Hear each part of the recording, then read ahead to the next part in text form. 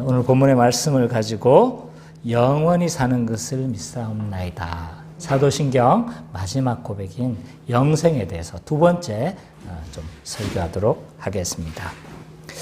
지난주 설교를 잠깐 제가 좀 요약하도록 하겠습니다. 지난주는 사도신경의 가장 마지막 고백이었던 영생의 현재적 측면에 대해서 좀 살펴봤습니다. 영생을 우리가 마지막에 누리는 것이 아니라 현재적으로 우리가 누리고 있는 것에 대해서 우리가 좀 살펴보았죠.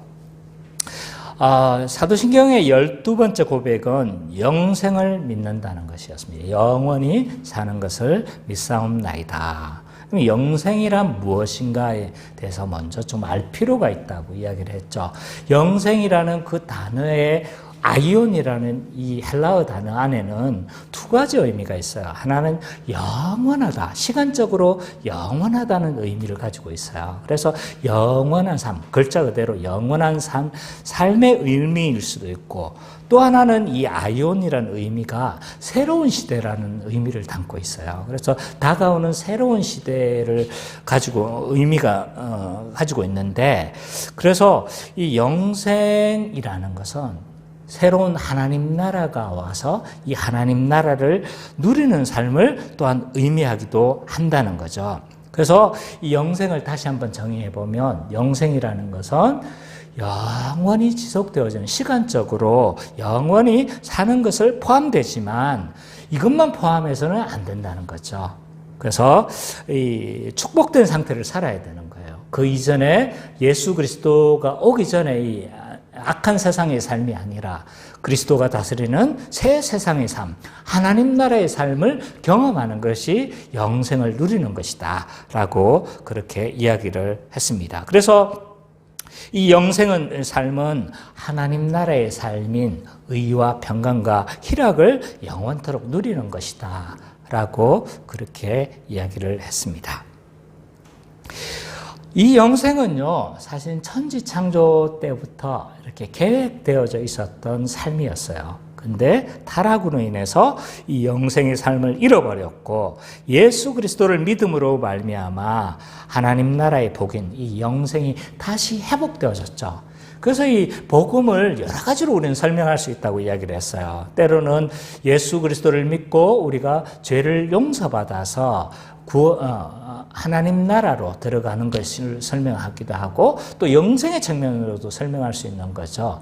그래서 전에 우리가 전혀 악한 죄 가운데, 사단의 통치 가운데 살았지만 이제 하나님이 통치하시는 그 영원한 삶을 우리가 누리는 삶으로도 그렇게 복음을 설명할 수 있습니다. 그래서 이 영생의 삶은요, 그리스도를 믿었었을 때, 예수 그리스도를 영접했었을 때 지금 이곳에서 이미 시작되어진다라는 것이었죠. 그래서 이 영생의 삶이 사실은 생소하다고 했어요. 영생을 우리가 누린다, 영생을 맛본다, 영생을 이 땅 가운데서 경험한다, 이런 이야기가 사실은 굉장히 낯설죠.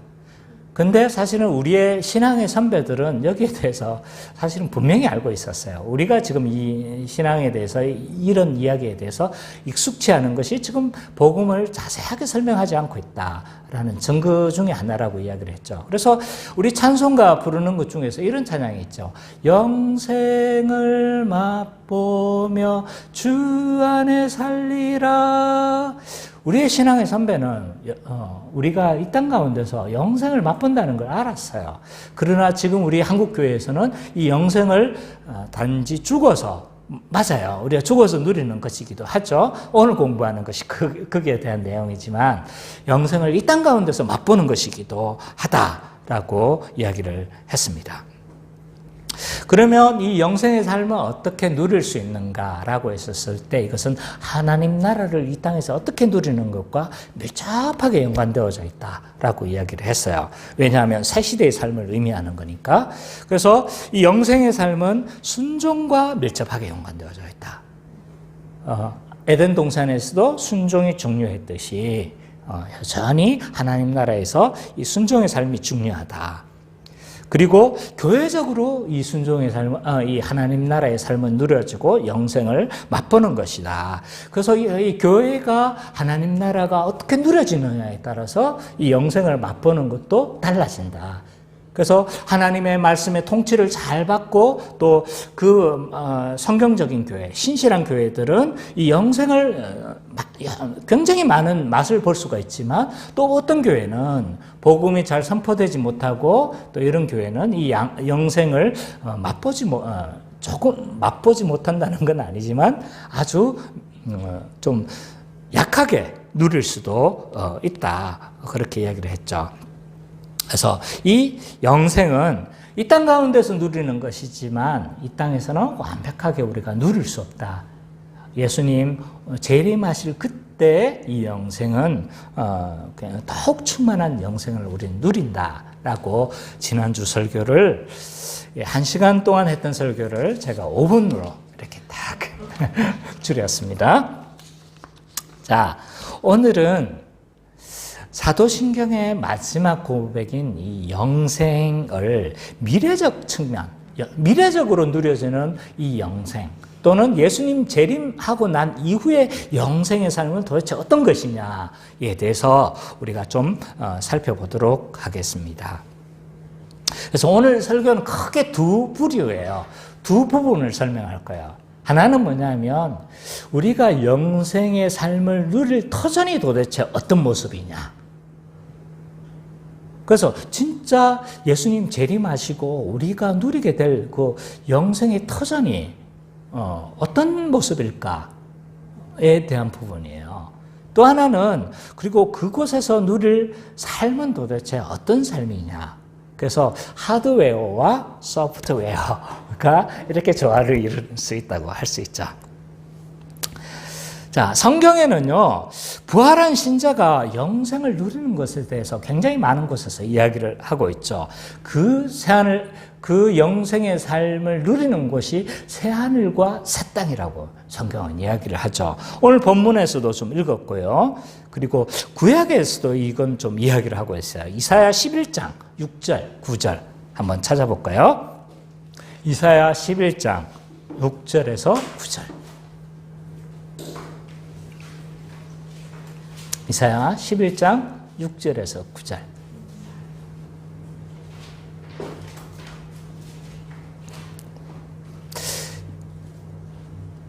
자, 선미자매가 한번 좀 읽어주십시오. 그때 내가 어린 양과 함께 살며 표범이 어린 염소와 함께 누우며 송아지와 어린 사자와 살찐 짐승이 함께 있어 어린아이에게 끌리며 암소와 곰이 함께 먹으며 그것들의 새끼가 함께 엎드리며 사자가 새처럼 풀을 먹을 것이며 젖먹는 아이가 독사의 구멍에서 장난하며 젖된 어린아이가 독사의 굴에 손을 넣을 것이라. 내 거룩한 산 모든 곳에서 해됨도 없고 상함도 없을 것이니 이는 물이 바다를 덮음같이 여호와를 아는 지식이 세상에 충만할 것입니다. 예, 계시록 21장 1절과 4절도 좀 찾아봐야 되겠지만 우리가 오늘 본문에서 읽었기 때문에 찾아보지는 않겠습니다. 어쨌든 성경의 몇몇 곳에서 우리가 영생을 누릴 삶이 어떠한 것인지에 대해서 설명을 하고 있어요. 그래서 구약적 이미지는 이런 거예요. 사자굴에 어린 양이 손 놓고 장난쳐도 물지 않는, 옛날에 노래도 있었죠. 옛날 오래된 찬양인데, 예, 그래서 이런 독사굴에 손을 넣고 이런 이미지로 설명을 하고 있어요. 또 신약에 와서는 그곳엔 눈물이 없고 기쁨으로 충만하고 애통하는 것이나 곡하는 것이 없을 것으로 그렇게 묘사를 하고 있죠. 이런 공간의 모습은요, 상당히 좀 상징적이고 비유적이에요. 그래서 직접적인 표현이라기보다는 약간은 상징적이고 약간은 은유적인 이런 표현을 담고 있죠. 자, 그러면 우리가 살아가게 될 이 새로운 세상, 새하늘과 새 땅은 도대체 어떤 모습일까라고 했었을 때 그것은 한마디로 말해서 갱신된 세상으로 묘사를 하고 있어요. 갱신된 세상. 자, 이 갱신된 세상이라는 것은요, 도대체 어떤 것이냐라고 했었을 때 글자 그대로 있잖아요. 전혀 새로운 세상이 아니라는 거예요. 뭐 한 거죠? 갱신되어진 거예요. 갱신. 갱신이라는 건 뭐예요? 없었던 것이 다시 새 출발하는 것이 아니라 있었던 것인데 다시 뭐 하는 거예요? 리뉴얼 되는 거죠. 그래서 갱신되어지는 거죠. 그래서 이 갱신된 세상이란 첫 번째 의미는 뭐냐면 실제적으로 물질적인 세상이라는 것을 담고 있어요.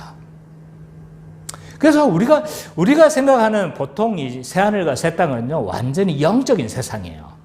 보통 우리는 보통 내가 자주 하는 이야기지만 우리가 가지고 있는 천국의 이미지 또는 우리가 완성되어질 하나님 나라의 이미지는요 딱 이거예요. 기독교화된 극락이다. 그래서 천사 대신에 천사가 아니죠. 누굽니까? 선녀 대신에 천사가 있고 옥황상제 대신에 누가 있습니까? 하나님이 있고 그리고 무릉도원의 그런 한옥 이미지가 아니라 약간의 양옥 이미지. 그래서 성이나 이런 어떤 캐슬에 가까운 이런 그 천국의 이미지를 가지고 있다라고 이야기를 했습니다. 그래서 우리가 기존에 가지고 있었던 이 극락의 이미지를 기독교로 그냥 색채를 입혀버리는 거죠. 보통 이런 형태지만 그러나 성경이 말하는 이 내세, 새하늘과 새 땅의 모습은 사실은 리뉴얼 되어진 거예요. 갱신된 이 땅이라고 설명하고 있는 겁니다. 그래서 상당한 부분을 연속성을 가지고 있어요. 이 땅의 여러 가지들이 연속성을 가지고 있는 거죠. 그 중에 하나가 이제 지구의 땅을 배경으로 할 거라는 거예요. 지구. 이 지구가 우리가 살아가게 될 어떤 새하늘과 새 땅이 터전이 되어질 거라는 겁니다. 이것은 영적인 세계가 아니에요.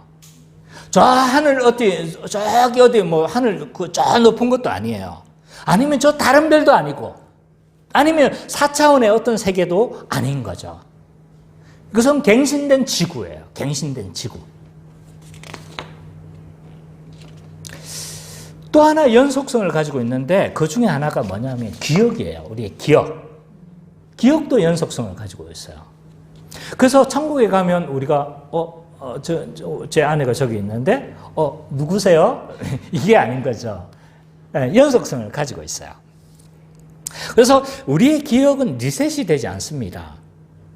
그래서 사람을 못 알아본다든지 이렇게 하지 않는 거죠.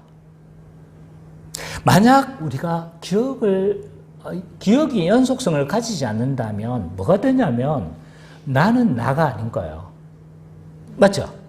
나는 나가 아니에요. 그냥 육체만 입은 거예요. 육체만 입고 전혀 그냥 내 육체는 그대로인데 기억이 공유하지 못한다면 나는 나가 아니에요. 나라는 정체성은요, 여러 가지 경험들을 통해서, 그리고 여러 가지 주정이라는 그것도 아들로 태어나가지고 다양한, 그죠? 청성에서 태어난 이런 다양한 경험을 가지고 나라는 존재가 형성이 되어지는 거예요. 만약 기억이 리셋이 되어진다면 나는 나가 아닌 거예요. 그래서 이 기억은 연속성을 가지고 있습니다. 또 문화도 연속성을 가지고 있어요. 문화. 우리가 누리는 많은 문화들이 있잖아요. 사실은 굉장히 새하늘과 새 땅에서도 많이 누려지게 될 거다.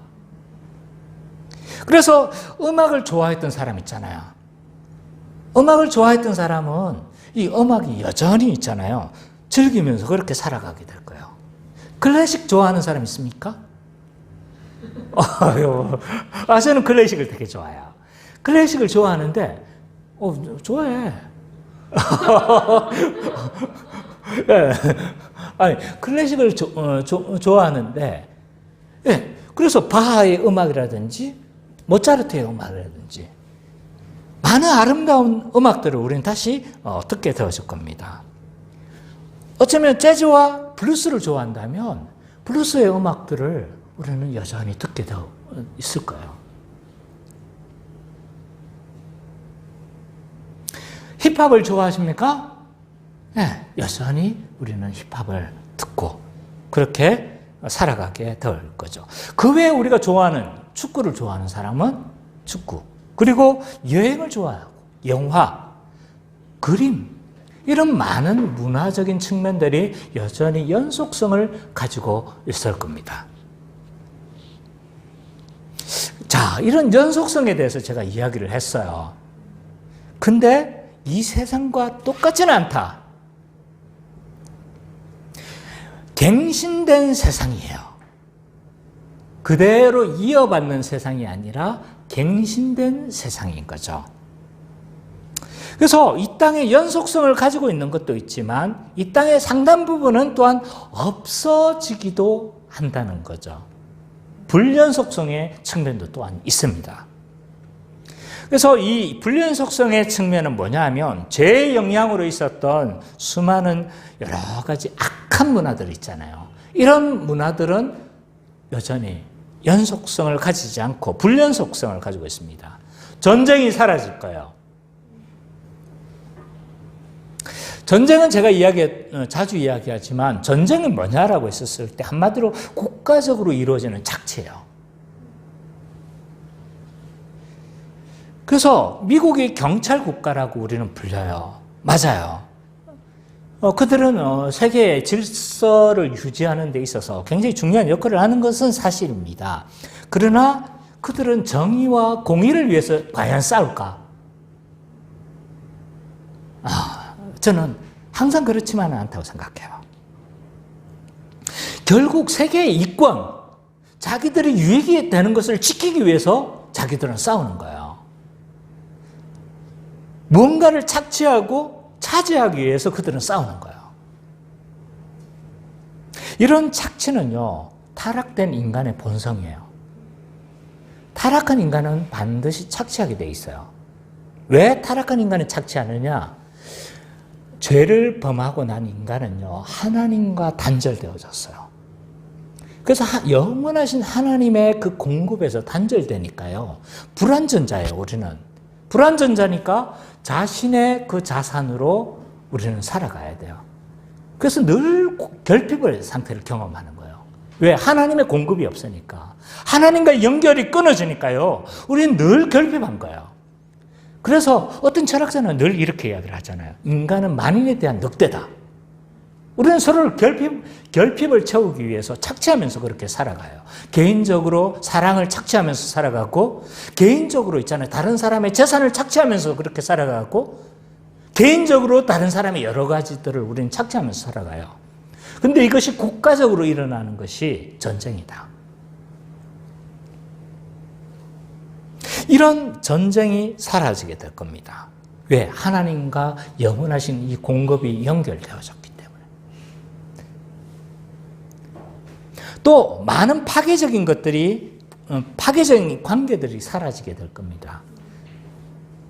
인간이 가장 크게 고통을 당하는 게 뭐냐면 관계적인 고통이에요. 그래서 여러 가지 얽혀져 있는 이런 관계적인 고통들은요, 사실은 너무 많은 이런 관계적으로 얽혀져 있는 이런 고통들 때문에 너무 많이 고통을 당하죠. 어떤 사람은요, 매여 있는 관계에서 고통을 당해요. 그래서 이 매여 있는 거 풀 수가 없어요. 예를 든다면, 저하고 아내하고는 결혼이라는 관계가 얽혀져 있는 거예요. 딱 매여져 있어요. 그래서 이 관계가 정말 한 몸으로 서로 사랑으로 살아가면 이게 그냥 천국의 그 기쁨을 맛보게 되겠지만, 이 매어져 있는 관계가 서로 착취하고 서로 이게 죄가 이 안에 관여하게 되어지면 어떤 문제가 생기냐면 고통의 관계로 지옥으로 변하는 거죠. 그래서 이런 관계적인 여러 것으로 얽혀져 있는 여러 가지 관계로 인해서 많이 고통을 당했는데, 이 관계적인 고통은 사실 죄로 인해서, 내가 죄한테 다 몰아붙이는 것 같아서 죄송한 건 아니지. 네, 맞으니까. 죄로 인해서 이 모든 것들이 일어나는데, 죄를 범한 아담이 가장 먼저 한 게 뭐냐면요, 아담아, 네가 왜 이렇게 하였느냐? 왜 하나님의 그만 이 선악과를 네가 먹었느냐라고 했었을 때, 아담이 그게 뭐였습니까? 둘을 원망해요. 자기가 관계 맺고 있는 두 대상. 당신이 주신 하나님을 먼저 원망하고 있어요. 왜 이 여자를 주셨습니까? 이 의미가 좀 포함되어 있죠. 그래서 당신이 주신이라고 하면서 하나님을 원망하는 태도가 그 안에는 배어져 있어요. 근데 당신이 주신 이 여자가 나에게 먹게 하였으므로 내가 먹었나이다. 이 말은 자기의 돕는 배필을 뭐 하고 있는 거예요, 지금? 원망하고 있는 거죠. 여기서 관계적인 모든 고통이 다 생겨나게 된 거예요. 결핍된 인간은 서로 착취하고 또 막 서로 지배하려고 하고 그러다 보니까 이런 모든 관계적인 고통이 생겨나게 되어졌는데 이 새하늘과 새 땅에서는요, 영생을 누리는 이 완전한 그때에는요, 죄가 사라지게 됨으로 말미암아 이런 관계적인 고통이 불연 속성을 가진다는 거죠. 없어져요. 그 외에도 많은 것들이 사라지게 돼요. 예를 들어서 성을 상품화하는 거라든지 또 모든 악한 문화들 많잖아요. 그죠? 원초적으로 악한 문화들이 있어요. 이런 것들은 사라지게 되어질 겁니다. 그래서 이 갱신된 세상이라는 건요, 두 가지 의미를 가지고 있어요. 여전히 연속되어진 측면이 있고 불연속성의 측면이 있는 거죠.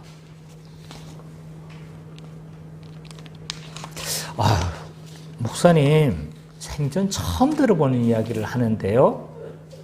라고 말을 할 수가 있습니다. 물론 오랫동안 저랑 공부한 분들은 이런 이의를 제기 안 할 수 있겠지만 어떤 경우는 이런 소리가 사실은 굉장히 생소한 소리로 들릴 수가 있는 거죠.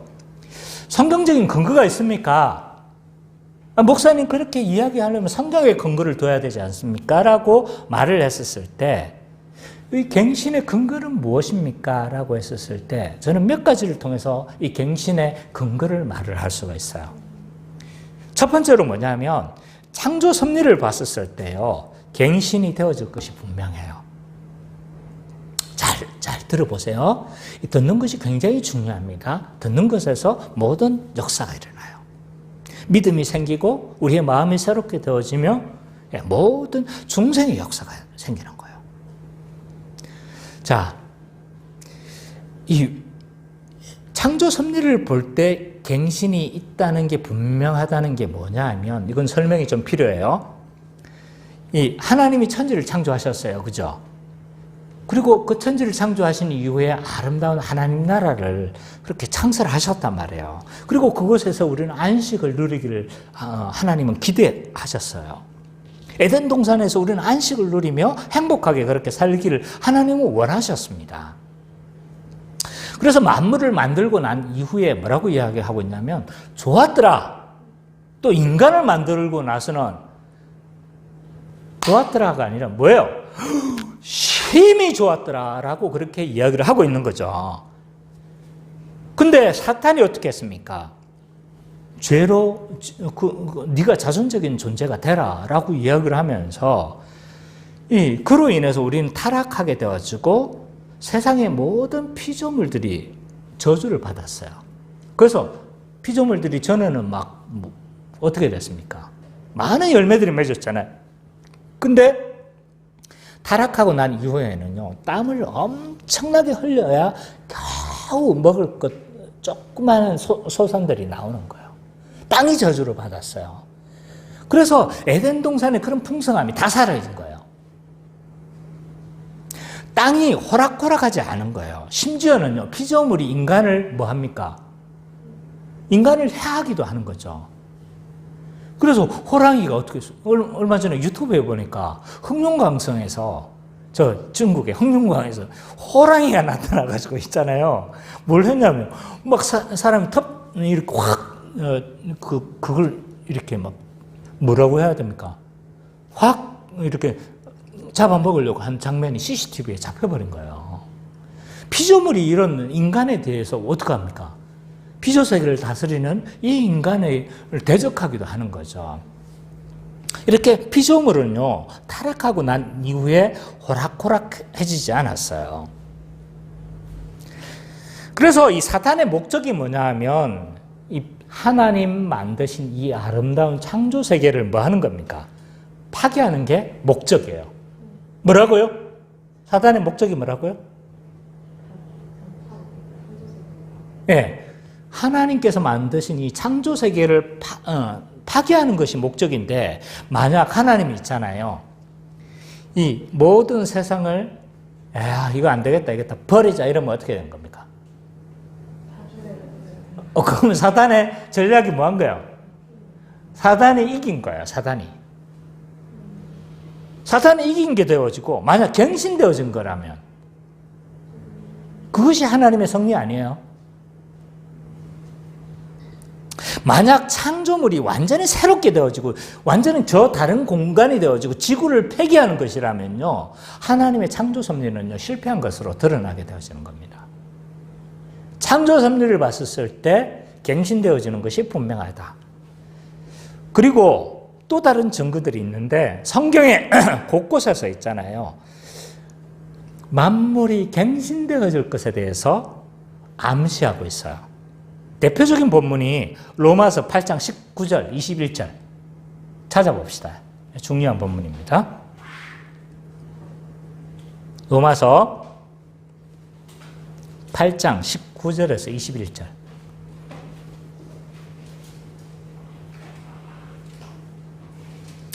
로마서 8장 19절에서 21절. 한번 같이 읽어봅시다. 시작.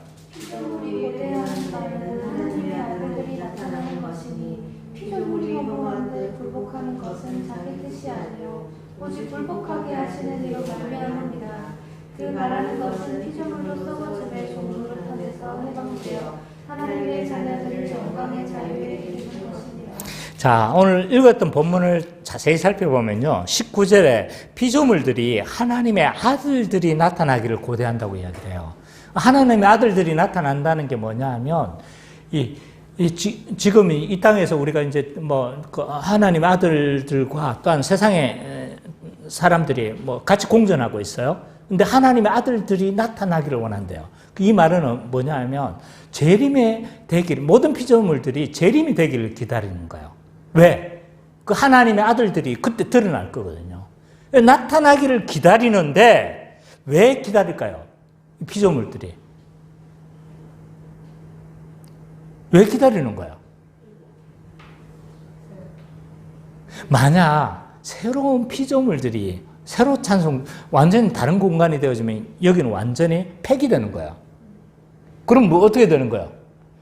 얘들은 그 시간이 멸망의 시간이에요.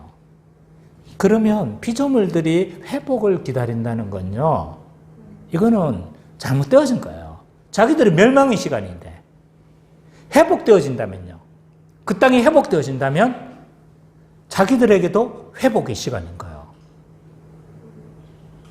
그죠? 이것을 통해서, 로마서를 통해서 우리는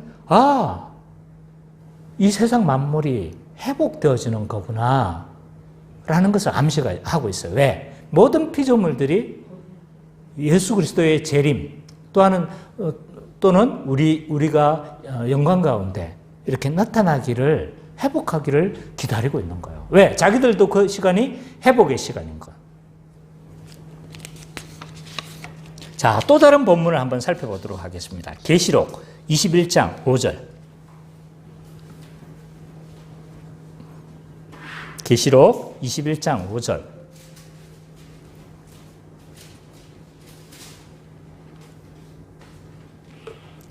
요한계시록 21장 5절. 같이 한번 읽어봅시다. 시작. 보좌에 앉으신 이가 이르시되 보라 내가 만물을 새롭게 하노라 하시고, 또 이르시되 이 말을 실실하고 천들이 기록하라 하시고. 자, 오늘 본문에 보니까요, 내가 만물을 새롭게 하노라라고 이야기를 하고 있는데, 여기에서 사용되고 있는 헬라어 단어가 뭐냐면 카이노스예요. 카이노스. 이건 뭐냐면요, 완전히 새로운 세상을 만들다라는 전혀 없었던 것에서 새로운 세상을 새롭게 한다는 건요, 네오스예요. 네오스. 근데 갱신된 의미를 가지고 있는 건 뭐냐면 카이노스예요. 그래서 있던 것에서 새로 리뉴얼 되어지는 의미를 가지고 있는데, 여기서 사용되고 있는 헬라어는 단어는 뭐냐면 카이노스예요. 카이노스.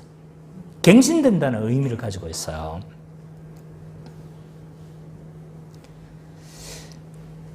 그리고 마지막으로 살펴볼 본문이 계시록 21장 1절에서 1절과 4절. 아까 우리가 봤던 본문이죠. 1절, 4절 선미자매가 한번 좀 읽어주십시오.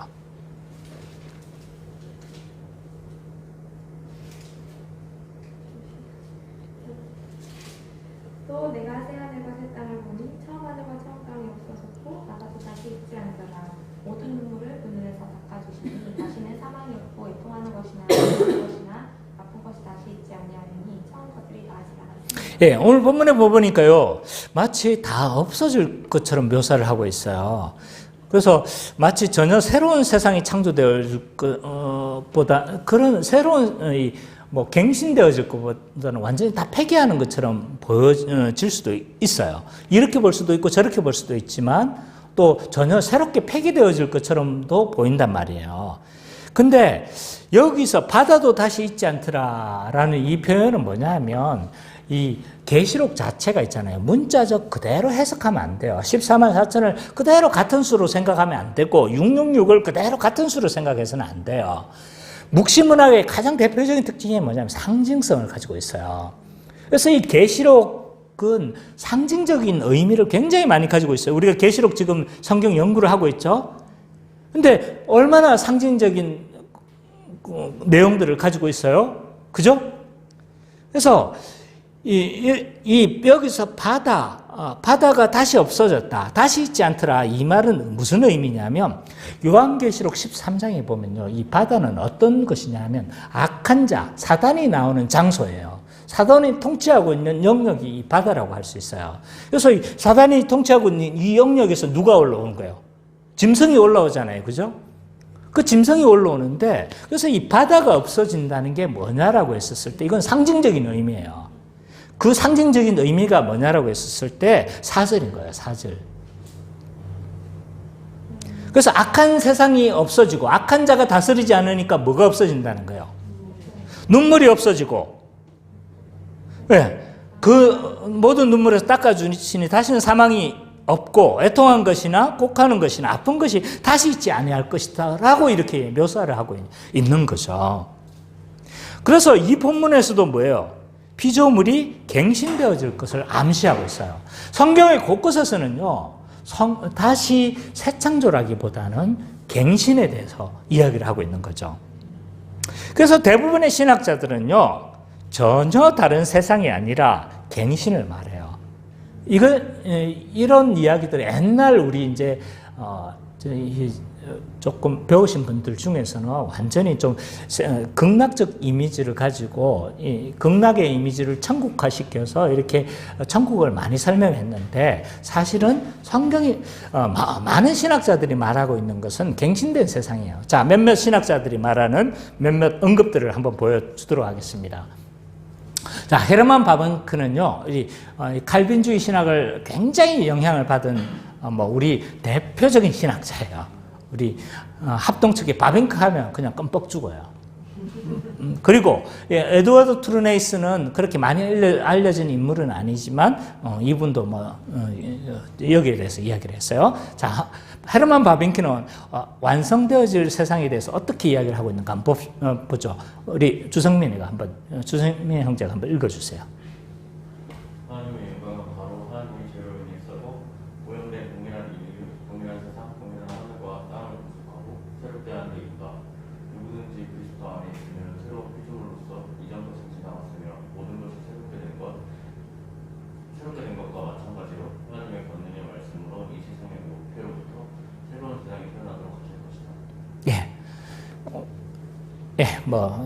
특별한 설명이 없어도 될 것 같아요. 에드워드 트루네이스는 어떻게 했는지 한번 보죠. 선미자매가 한번 읽어주십시오. 예수 그리스도를 강림하실 때 우리가 들어갈 세상은 다른 세상이 아니다. 그 세상은 바로 이 세상, 이 안은 이 땅이다. 그러나 새롭게 된 세상이다. 구속의 장면이 펼쳐질 장소는 바로 이 상징들, 이 들판들, 이 도시들, 저 거리들, 이 사람들 속에서이다. 비록 현재는 전쟁터와 같아 아직 성취되지 않은 완성의 때를 향해 소리 지르며 다투기도 하고 슬퍼하기도 하나 그때에는 이 세상의 모든 장소와 배경들은 승리의 들판이요 수수의 밭들이며 그 밭들에는 눈물로 뿌려졌던 씨앗들이 영원한 곡식 단들이 되어 창고에 이어질 것이다. 여기 밑에 내가 줄 꺼놓은 건 표현이 너무 멋있어가지고 제가 줄을 꺼버렸는데 사실 위에 봐보면 뭐예요? 다 갱신에 대해서 이야기를 하고 있죠, 그죠? 그래서 제 이야기가 아니라는 거예요. 근데 이제 워낙 이 극락 기독교화된 이 극락 이미지가 우리 안에 너무 깊숙하게 자리 잡고 있으니까 제가 권위 있는 사람의 이걸 표현을 빌린 거예요. 그리고 성경에서도 그렇게 이야기를 하고 있고 창조 섭리를 봐서도 우리는 그렇게 될 수밖에 그렇게 믿을 수밖에 없는 거죠. 자, 정리해 보면요. 우리가 고대하는 세상, 새하늘과 새 땅은 어떤 모습이냐라고 했어요. 영생을 누릴 이 세상은 어떤 모습이냐라고 했었을 때 영적이거나 전혀 다른 세상이 아니라는 거예요. 갱신되어진 땅이다. 이 말의 의미는 삶의 배경이 지구일 것이고 문화도 연속성을 가지며 기억도 연속성을 가지고 심지어 음식도 연속성을 가지고 있으며 거기에서 우리는 맛있는 음식을 먹을 것이다. 우리 성민 은찬이가 막 눈이 동그래졌어요. 그죠? 그래서 갱신되어지기 때문에 또한 없어지는 것도 있다. 네. 그래서 죄의 영향으로 인한 모든 영향들이 사라지게 되어진다는 거죠. 그리고 무엇보다도 이 땅에서 우리가 행복한 이유는 뭐냐 하면 하나님이 통치하시기 때문이에요. 성경에는 하나님의 통치를 복으로 늘 설명해요. 그래서 하나님을 가까이 함이 복이라. 하나님의 통치가 있잖아요. 성경에서 늘 복으로 설명해요. 왜 하나님의 통치가 복입니까? 그것은 하나님의 성품에서 기인하는 거예요. 성품에서. 누가 통치하는가에 따라서 전혀 다른 세상이 되는 거예요. 김정은이가 통치하면요, 그건 지옥이 되는 거고, 또 다른 성군, 좋은 대통령이 통치를 하면 그것은 뭐가 되는 거예요? 좋은 나라가 되는 거잖아요. 누가 통치하느냐, 이것이 문제예요. 교회도 마찬가지예요. 무엇이 통치하느냐? 세속이 통치하느냐? 하나님 말씀이 통치하느냐? 그리스도가 통치하느냐? 아니면 사단이 통치하느냐? 누가 통치하느냐가 중요한 문제인 거예요. 하나님이 통치하시기 때문에 그 땅은 아름다운 거예요. 그 땅은 행복한 겁니다. 계시록 7장. 그래서 하나님이 우리 가운데 통치하시겠다라고 이야기를 하는데 그 통치의 이미지가 있잖아요. 장막으로 설명하고 있어요. 7장 15절, 17절. 우리가 이번 주 연구했던 본문이죠. 그죠? 자, 계시록 7장 15절에서 17절. 자, 수민 자매가 좀 읽어주십시오. 그러므로 그들이 하나님의 보좌 앞에 있고 또 그의 성전에서 밤낮 하나님을 섬기기에 보좌에 앉으시니가 그들 위에 장막을 치시리니 그들이 다시는 줄이지도 아니하고 목마르지도 아니하고 하나 아무 뜨거운 기운을 상하지도 아니하리니 이는 보좌 가운데 계신 어린 양이 그들의 목자가 되사 생명수선으로 인도하시고 하나님께서 그들의 모든 눈물을 씻어주실 것이며. 예, 이 계시록 7장 15절에서 17장은요, 천상의 교회를 보여주고 있어요. 천상의 교회를 보여주고 있는데, 이 천상의 그 교회의 모습을 딱 보여주고 있는데, 보좌가 있는데, 그 보좌에 그 하나님의 보좌가 앞에 있고, 그의 성전에서 밤낮 하나님을 사람들이 섬기고 있대요. 교회의 사람들이. 근데 그들 위에 그가 뭘 한대요? 장막을 치고 있대요. 그는 하나님이에요. 그리스도예요. 장막을 친대요. 그래서 그로 인해서 나타난 결과가 뭐예요? 그들이 다시는 줄이지도 아니하고 목마르지도 아니하며 아무 뜨거운 기운에 상하지도 아니하리니라고 그렇게 이야기를 하고 있어요. 이 본문은요, 출애굽의 이미지를 지금 끌고 와서 설명하고 있는 거예요. 그래서 출애굽했었을 때 이스라엘 백성들이 막 출애굽 막 해가는데 사막이 얼마나 뜨거워요. 사막이 얼마나 여러 가지 해함들이 많아요. 근데 하나님이 그 가운데 뭐 하시는 거예요? 회막에, 성막에 그들 가운데 거하시는 거예요. 그래서 더울 때 어떡합니까? 구름 기둥으로 그 구름을, 이 해를 다 가려주시고, 밤에는 또 완전히 극한 추위로 바뀌거든요. 근데 불기둥으로 그렇게 막 보호하시는 거예요. 그래서 하나님의 통치하심으로 모든 하나님의 백성들이 뭐 하겠다는 거예요? 줄이지도 않고 눈물 흘리지도 않을 거라고 이야기를 하는데 이 장막의 이미지로 우리와 함께 하심을 말씀하시는 거예요. 임마누엘 하시는 하나님. 그래서 이 해막 가운데 하나님께서 함께 하셨다라고 한 것을 그 이미지를 가져와서 내가 너희들과 함께 할 거야 라는 그 설명을 하고 있는데 왜 하나님은요, 절대로 이 공간 가운데 무소부재하신 하나님이시기 때문에 공간에 제한된 하나님이 아니신 거예요. 그럼에도 불구하고 내가 거기에 거하겠다, 내가 거기에 함께 하겠다라고 한 것은 뭐냐 하면 내가 너희와 함께 하겠다는 걸 하도 못 믿으니까 뭘로 보여주는 거예요? 가시적인 장소를 통해서 하나님이 함께 하심을 드러내고 싶어 하는 거예요. 너 못 믿잖아. 이 해막 가운데 내가 너희들과 함께 할 거야 라는 것들을 드러내 주는 거예요. 임마누엘 하시겠다는 거예요. 그래서 그 통치 가운데 있기 때문에 다시는 눈물 흘리지 않을 거야. 에덴의 풍성함보다 더 할 거야 라고 그렇게 설명하고, 그래서 우리가 그 땅, 새하늘과 새 땅의 삶이 사실은 아름다운 거예요. 자, 지금까지 우리는 하드웨어에 대해서 살펴봤어요.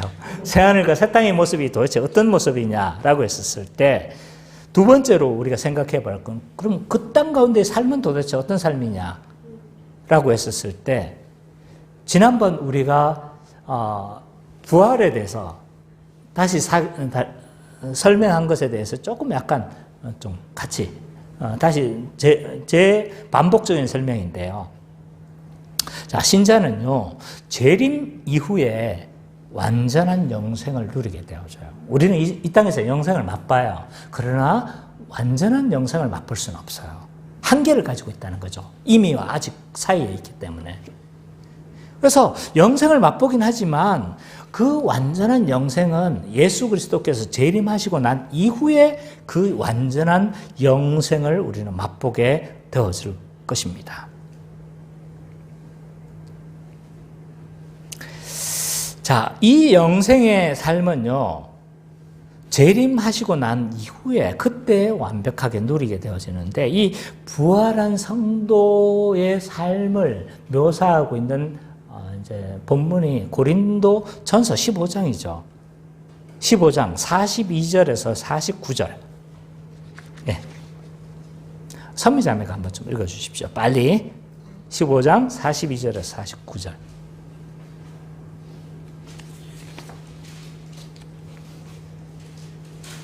죽은 자의 부활도 그와 같으니 썩을 것으로 심고 썩지 아니할 것으로 다시 살아나며 욕될 것으로 심고 영광스러운 것으로 다시 살아나며 약한 것으로 심고 강한 것으로 다시 살아나며 육의 몸으로 심고 신령한 몸으로 다시 살아나니 육의 몸이 있은즉 영의 몸도 있느니라.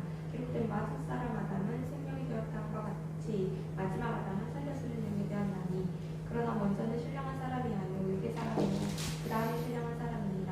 첫사람은 땅에서 났으니 흙에 속한 자의 법과 둘째 사람은 하늘에서 나셨느니라. 모두 흙에 속한 자들은 저 흙에 속한 자와 같고 모두 하늘에 속한 자들은 저 하늘에 속한 이와 같으니 우리가 흙에 속한 자의 형상을 입은 것 같이 또한 하늘에 속한 이의 형상을 입으리라. 예, 여기 15장은요, 부활장이라고 불려요. 그래서 부활한 그 성도의 부활에 대해서 이야기를 하고 있는데, 부활한 이후에 마지막 우리의 삶의 형태가 어떨 것이냐라고 했었을 때 여기서도 약간 상징적으로 설명하는 거예요. 그 42절에 보니까 부활한 몸은 썩지 않을 거다. 썩을 몸이 썩지 않게 되어질 것이다. 라고 서로 대조를 이뤄요. 썩지 않는다는 건 뭐냐면 타락할 가능성이나 그로 인해서 죽을 가능성이 전혀 없다는 걸 의미해요. 타락할 가능성도 없고 그 죄의 결과가 죽음이니까 그렇기 때문에 뭐도 없는 거예요. 죽을 가능성도 없다는 것을 이야기를 하고 있어요. 자, 우리는 온갖 이유로 타락할 가능성이 있습니다. 그죠? 이 땅에서 우리는 이미 그리스도를 맛보고 영생을 맛보면서 살아가지만, 그리스도를 소유하면서 우리는 살아가지만 사실은 여러 가지 온갖 이유로 우리는 타락해요. 이 사람마다 다 가능성이 다 달라요. 넘어지는 곳이 다 달라요. 어떤 사람은요, 이 물질적 욕심이 너무 이게 있잖아요. 강력하게 그 사람을 지배를 하고 있어요. 이게 주로 이제 자기의 상처와 연관되어져 있어요. 그래서 상처가 많은 곳이 자기가 넘어지는 곳이 될 가능성이 굉장히 높아요. 그래서 물질적인 욕심이 때로는 넘어지는 나의 포인트가 될 수도 있어요. 그래서 사단이 꼭 들어오는데 나를 유혹하고 넘어지게 하는데 꼭 그 장소예요. 꼭 그 장소. 넘어지는 게 꼭 그 장소잖아요. 어떤 사람은요, 욕심이 될 수도 있어요. 또 어떤 사람은 그것이 이성이 될 수도 있고. 그래서 이 사단은요, 귀신이잖아요. 귀신같이 알아요. 우리의 약점을. 귀신같이 알아가지고 그곳으로만 계속 침투하는 거죠. 마치 인간이 어느 연약한 부분이 있잖아요. 연약한 부분이 있으면 병균이 어디로 침투합니까? 그 연약한 부분으로 침투하듯이 사단은요, 우리의 약점을 파고들어요. 그래서 계속 그 부분만 공략을 하는 거예요. 근데 그때는요, 썩지 않는데요. 그러니까 타락할 가능성이 없는 거예요. 그러니까 뭐도 없는 거예요. 죽을 가능성도 없다. 다 이렇게 조금 약간 비유적이고 상징적인 의미예요. 또 하나 43절에 보니까 부활한 몸은요, 영광스러운 몸이 될 거다라고 이야기를 해요. 이 세상의 몸 자체는요, 그 자체로는 악한 것은 아니에요. 그렇지만 이 세상의 몸 그대로 우리가 살아가는 건요, 부활의 몸으로 살아가기 합당한 몸은 아니에요. 악한 것은 아니지만. 그래서 종말에는요, 우리의 낮은 몸이 자기의 영광의 몸의 형체와 같이 변하게 되어줄 거다라고 이야기해요. 이거 도대체 어떤 모습입니까? 저도 잘 몰라요. 근데 이제 예수 그리스도께서 부활하시고 난 이후에 그 부활체의 모습이 우리의 대표적인 샘플이 될 수 있을 거라고 생각해요. 그리고 변화산 산상에서 변화되어지신 그 예수 그리스도의 모습이 우리의 모습이 될 수도 있는 거죠. 어쨌든 이 영광스러운 몸이 되어질 것이다. 여기는 이제 또 성경에서 말하고 있는 바가 많지 않기 때문에 뭐 저도 자세히 설명할 수는 없어요. 어쨌든 영광스러운 몸이 될 거라고 이야기를 해요. 그리고 44절에 보니까 부활한 몸은요, 강한 몸이 될 거다. 이 세상의 몸은요, 시간이 지날수록 손상이 되어져요. 이 세상의 몸은요, 시간이 지날수록 질병에 자꾸 노출이 되어져요. 나이 안 들어봐서 모르죠. 이 서러움을 몰라요. 축구 한 번 하고 나면요, 한 3일을 끙끙 앓아야 된단 말이에요. 제가 이야기했잖아요. 제가 원래 박치가 아니라고요. 못 믿으시겠지만 전 박치가 아니에요. 옛날에는. 제가 원래 음악 학도였잖아요. 기타 학도까지는 아니지만 어쨌든 열심히 그렇게 막 음악을 했던 사람이란 말이에요. 근데 요즘 어떻습니까? 막 자꾸 박자를 놓쳐요. 옛날에 어르신들이 왜 저렇게 박자를 놓치나 나 생각했거든요. 내가 그 나이 돼 보니까 나이가 들수록 놓치는구나. 대봐요. 웃지 마시고. 예. 막 그냥 막 엇박자도 쏙쏙쏙 나가는데 선미자면 막 나가잖아요. 그냥 막 어떻게 저렇게 막 이게 그 리듬을 탄다고 하죠. 어떻게 저렇게 타나. 근데 저는 못해요. 눈은 얼마나 좋았는지 지금도 제가 얼마나 좋은지 몰라요. 눈은 타고났어요. 제가. 지금도 안경을 안 끼잖아요. 근데 나이가 드니까 노안이 생겨요. 그래서 이거 글씨체가 흐릿하다는 게 전에는 난 상상도 못했던 사실이에요. 그래서 이런 여러 가지 우리의 몸이 있잖아요. 우리 부활한 몸은 강한 몸이 되어질 거다.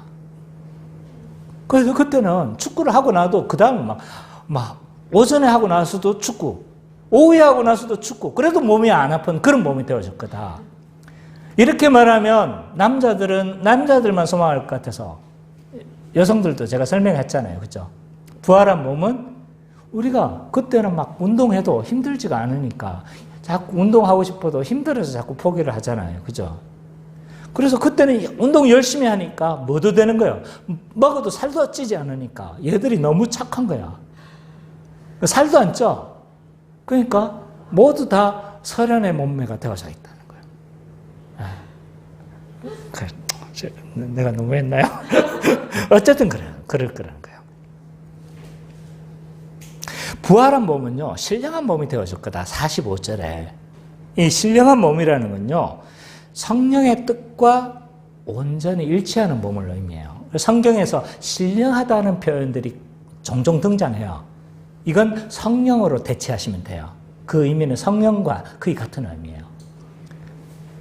그래서 신령한 몸이라는 것은 성령의 뜻에 온전히 일치하는 몸을 의미하는데 지금은 어떻습니까? 우리가 신령한 몸입니까? 늘 하는 것마다 성령의 뜻과 일치합니까? 아니죠, 그죠? 어떨 때는 참 기특하고 내가 하나님 뜻대로 살아가는 것처럼 보이는데 어떨 때는 가끔 성령의 뜻과 일치하지 않잖아요, 그죠?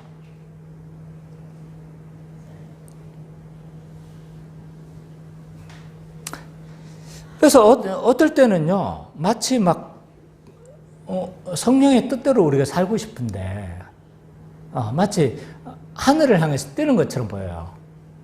확 뛰잖아요. 그럼 뭐 어떻게 됩니까? 툭 떨어지잖아요. 그 모습 같아요. 막 성령의 뜻대로 살고 싶어 하는 내 욕구는 있지만 잘 안 되는 때가 있단 말이에요. 그러나 그때는 행하는 모든 것이 거룩한 삶이 되어질 거다. 신령한 몸이 되어질 거다라고 그렇게 이야기하고 있습니다. 자, 또 그곳에서 살면요, 기쁨이 충만한 삶이 될 거다라고 이야기를 해요. 그 하나님 나라의 삶은요, 기쁨이 충만한 삶인 거예요. 최고의 희락의 상태가 될 거다. 인생 살아오면서 가장 기뻤던 때가 있죠. 그죠? 저도 몇몇 순간들이 있었던 것 같아요. 어제 설교 준비하면서 내 인생에서 가장 기뻤던 때는 언제일까? 한번 생각해 봤어요. 나 인생에서 참 기뻤던 거. 우리 아들들이 태어났었을 때. 네. 그때 참, 그리고 기뻤던 것 같고. 성민이가 11조 했던 그때. 저는 기뻤고. 그리고 은찬이, 옛날 오래전의 이야기지만, 네, 그 생선, 막 몰래 훔쳐먹는 걸 보면서 했던, 네, 그런 것들이 참 행복의 순간이었던 것 같아요. 근데 우리가 그 땅, 새하늘과 새 땅에서 누리게 되어질 그 기쁨은요, 이것보다 더 큰 기쁨이 우리를 지배하게 될 것이고, 기쁨이 우리 영생의 삶의 특징이 되어질 겁니다. 그것이 구체적으로 어떤 것이 될지 몰라요. 자, 지금까지 우리는 우리 영생의 삶이 어떻게 되어질 것인지, 어떻게 전개되어질 것인지, 미래적으로 누려지게 될 이 영생의 삶에 대해서 우리가 좀 살펴봤습니다. 이 영생은요, 이미 시작되어진 거예요. 그래서 사실 이 영생의 삶은 교회에서 미리 맛봐야 되는 것이다. 우리 마트에 가면 시식코너 있잖아요. 그래서 시식코너에서 막 돌다가 뭐 합니까? 막 주변 막 지나가는 곳마다 이거 한번 드셔보세요 막 한단 말이에요. 근데 먹어보고 맛있으면 맛있다, 이거 사자, 이렇게 되는 거잖아요. 교회가 이런 곳이 돼야 돼요. 영생의 시식 코너가 돼야 되는 곳이 교회다. 그래서 하나님 나라를 맛보고 영생을 맛보는 곳이 교회이고, 그것을 맛본 사람들이 모여 사는 곳이고, 그래서 세상 사람들에게 또한 보여주는 것이 교회이기도 한 거죠. 그래서 교회에서 우리는 충분히 하나님 나라를 맛보고 경험하고, 그래야 또 다가올 영생을 우리가 또 소망하면서 그렇게 살아갈 수 있지 않겠습니까? 우리가 누리게 될 새하늘과 새 땅의 영생은요, 실체가 없는 전혀 정신세계라든지 어떤 영의 상태가 결코 아니에요. 그것은 갱신된 세상입니다. 연속성을 가지고 있고 또한 불연속성을 가지고 있습니다. 그렇기 때문에 우리는 이런 회복될 영생을 바라보면서 우리는 이 하나님 나라를 소망하면서 그렇게 살아갈 수 있는 것 같아요. 저에게 가장 복된 소식은 이거였어요. 이 영생이란 그리고 앞으로 누리게 될 하나님 나라라는 것이 영적인 세계가 아니라 우리 현재와 연결되어져 있는 세상이라는 걸 알게 되어졌을 때 저에게는 굉장히 복음이었어요. 그래서 이 땅 가운데 우리 교회가 하나님 나라를 많이 맛봤으면 좋겠어요. 그리고 맛보여주고 그래서 맛보기 때문에 또한 영생을 소망하면서 살아가는 우리 기쁨의 교회가 되시기를 간절히 축원합니다.